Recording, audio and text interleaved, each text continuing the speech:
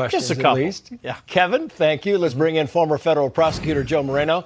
Joe, great to have you on tonight. I mean, Kevin kind of laid it out there, but when you think that Leslie Wolf, during this investigation, the IRS whistleblowers, I mean, her name came up 83 times in their testimony, limiting all of these references, limiting all of these investigations into the big guy. What do you think about that, Joe? I mean, Trace, this is alarming, but it's not surprising. I mean, anybody who's been watching this investigation, which has dragged on for 5 years, can tell this has been a real sham. I mean, remember, this started with the special counsel, David Weiss, saying he wasn't going to bring charges. Then, when he's kind of backed into it by the IRS whistleblowers, says, I'm going to give basically the best sweetheart deal I can to Hunter Biden last summer. And then when it blew up, because even the judge said, hey, this looks fishy, now he brings charges, but they are very, very focused on just Hunter Biden. There's nothing in there that can even encroach on the rest of the family. And so the idea of a prosecutor telling his or her investigators not to ask certain questions, to have blinders, is absolutely ridiculous. Yeah, one of the whistleblowers, Gary Shapley, was on Fox today, and I thought this was interesting. Look.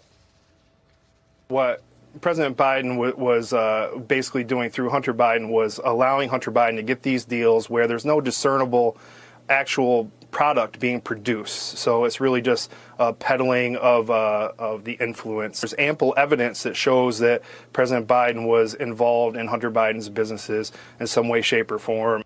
I find it interesting that, you know, these whistleblowers, when they were in Capitol Hill, the Democrats have vilified them. You know, they have now been vindicated by this Hunter Biden indictment, Joe.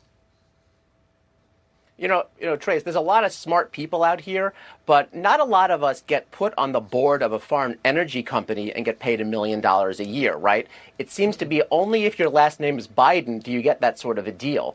No, look, those whistleblowers are very credible. And again, if they're told to have blinders on them, that there are certain questions that are out of bounds, I mean, no serious prosecutor would do that.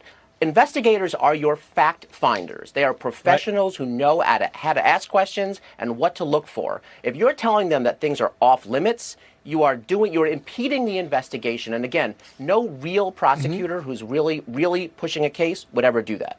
And I want to put this up on the screen. In fact, I want to play it because here's kind of the evolution of the Biden denials. Watch him.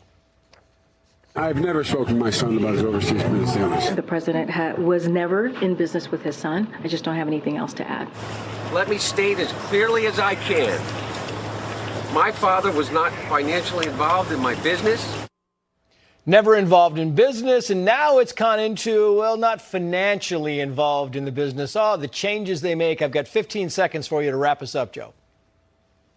Trace, us lawyers know legal parsing when we see it. We're very good at it. And that's being very, very careful in the language being used. It keeps changing. My guess is that story will continue to change as we learn more facts.